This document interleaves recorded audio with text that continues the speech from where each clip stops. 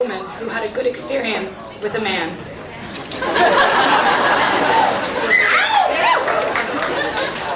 Alright, so this is how I came to love my vagina.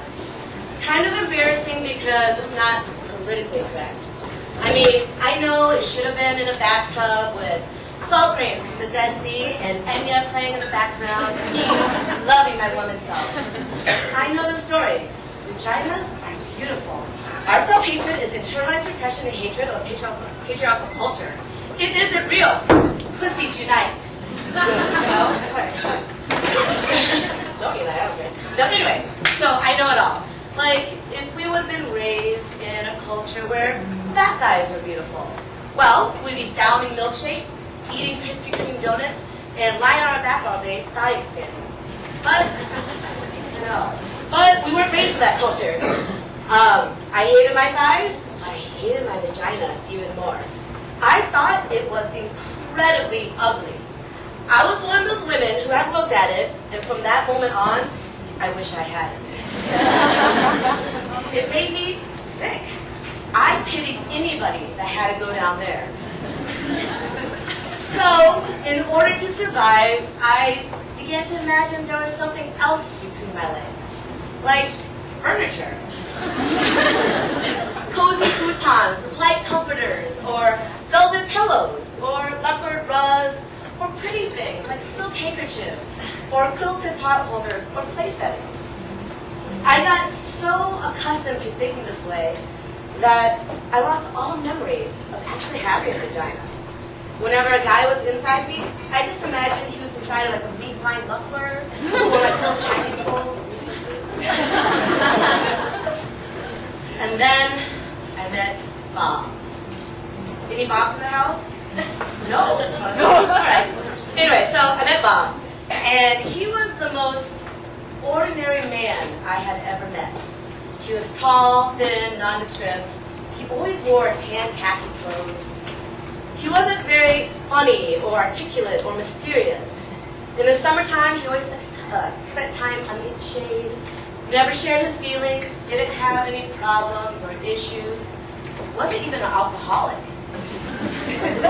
Bob didn't particularly like spicy food or listen to Prince.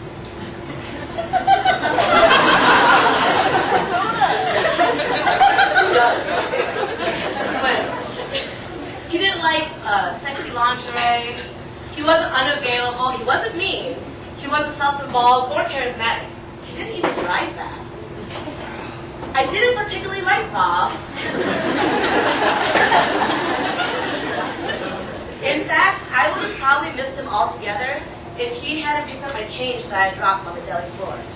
When he handed me back my quarters and my pennies and his hands accidentally touched mine, something happened. I went to bed with him. Oh, but that's when the miracle occurred. Turns out, Bob loved vaginas. He was a connoisseur. He loved the way they tasted. He loved the way they felt. He loved the way they smelled. But most importantly, he loved the way they looked. He had to look at them. So the first time we had sex, he had to see me. I'm right here, I said. No, you. I need to see you. Turn on the light, I said. Thinking he was a weirdo, freaking out about the dark. Okay, I'm ready. Ready to see you. Right here, I waved. I'm right here. No, you. I need to see you. No need, I said. Just do it. But I need to see what you look like. You've seen a red leather couch before.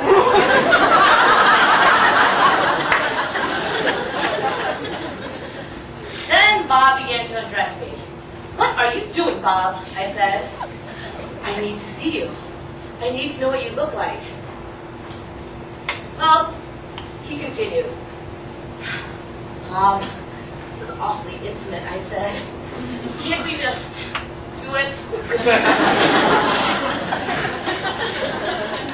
No, he said. It's who you are. I need to look. So, I held my breath, and he looked and looked. Then he got really breathy, and his face changed.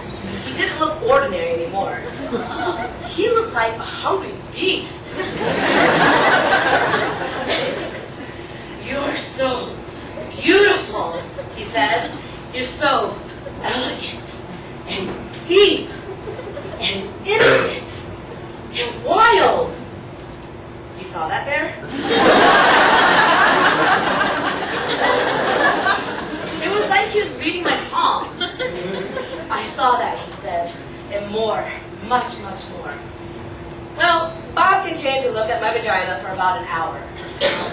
It was like he was studying a map, or looking at the stars, or even staring into my eyes, but it was my vagina. And in the light, I watched him looking at me, and he was so genuinely excited. He looked so peaceful and euphoric. And I began to get wet and turned on. I began to see myself the way Bob saw me. I began to feel delicious. I know, and beautiful, like a great painting or a waterfall. And I began to swell and feel proud. Bob wasn't afraid. Bob wasn't grossed out. And he lost himself there. And I was there with him, in my vagina, and we were gone.